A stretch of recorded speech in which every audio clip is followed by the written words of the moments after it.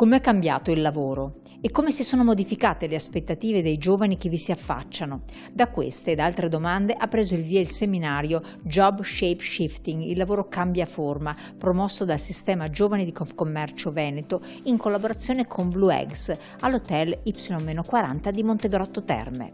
Oggi è importante capire che cosa è cambiato nello scenario, nella cultura delle persone per poter essere attrattivi e poter trovare anche quelle modalità più efficaci per poter trattenere i lavoratori o promuovere la presenza di giovani all'interno delle imprese. Forse riuscire ad aggiornare, ripensare anche modalità con cui gestire alcune attività di carattere tradizionale o lavori cosiddetti non attrattivi apparentemente, ma ripensarli, rivederli, rivedendo in parte anche il modello di business, potrebbe aiutare ad essere più efficaci nell'attrarre le persone che possono essere motivate a lavorare all'interno delle aziende.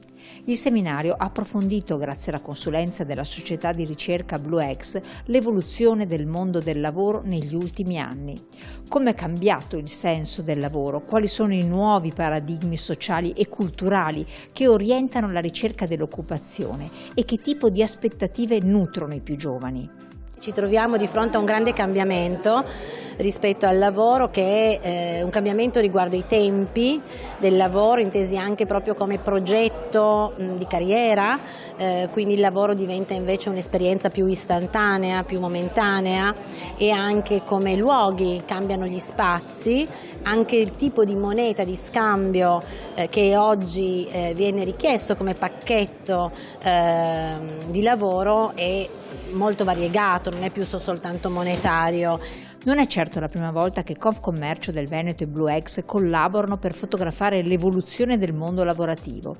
Da 3 anni assieme curano il progetto Deep Trend, una giornata analisi sulle tendenze di mercato a beneficio degli imprenditori.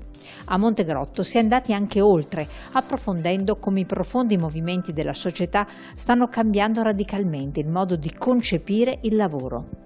Il lavoro oggi si frammenta, si struttura in maniera diversa e deve essere, potremmo dire, adattivo alla vita delle persone. Si apre un futuro in cui dovremo anche pensare a identità sincretiche, quindi il posto di lavoro non necessariamente corrisponderà a una singola persona, ma a un gruppo, a una coppia. I tempi del lavoro si struttureranno forse anche con ritmi completamente diversi, non solo nella giornata ma nell'anno e negli anni.